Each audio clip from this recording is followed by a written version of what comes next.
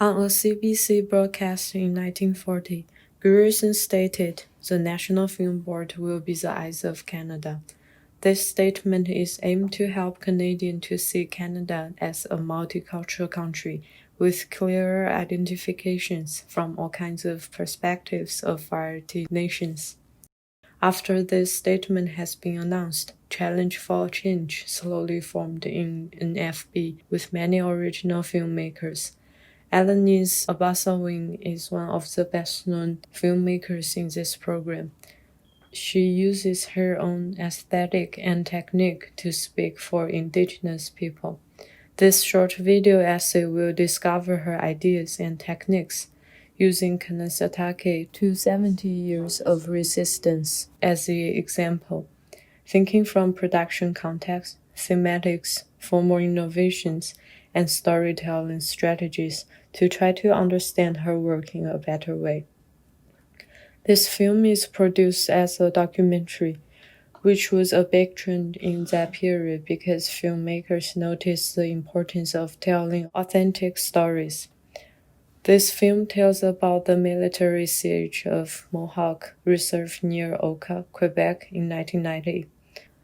The people are fighting governments for their land, for their resources, and for their rights.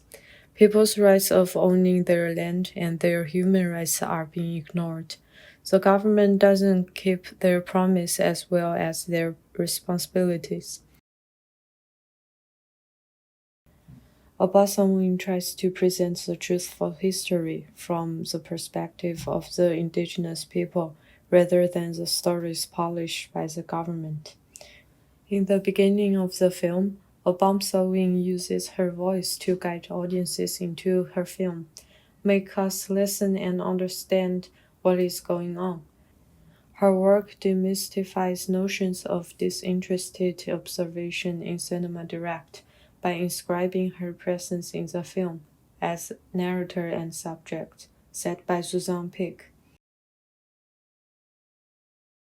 She uses interviews and real footages to indicate the relationship between government and Aboriginal people, but not propaganda-like.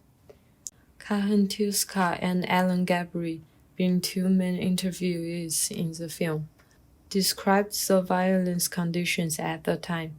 Combining with Abasawin's images, it directly presented the cruelty of armies to the viewers.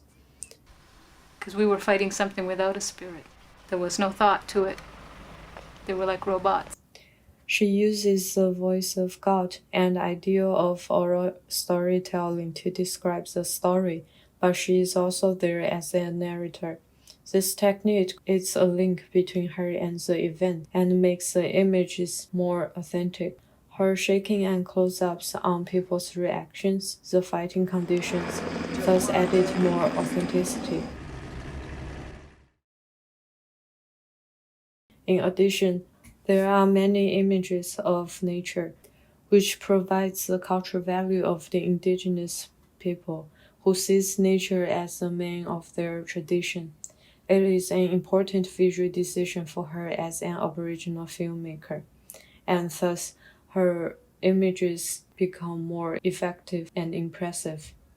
What makes her work more impressive is because herself has experienced the event, the chaos and the protest. It takes several hours of negotiations before She the army devoted allows more Dr. feelings Gorman to inside. this project, not only as a role of a filmmaker, but as an Indigenous filmmaker. I wanted to show what Mohawk people were like and why they took the stand they did, said by Abasawin.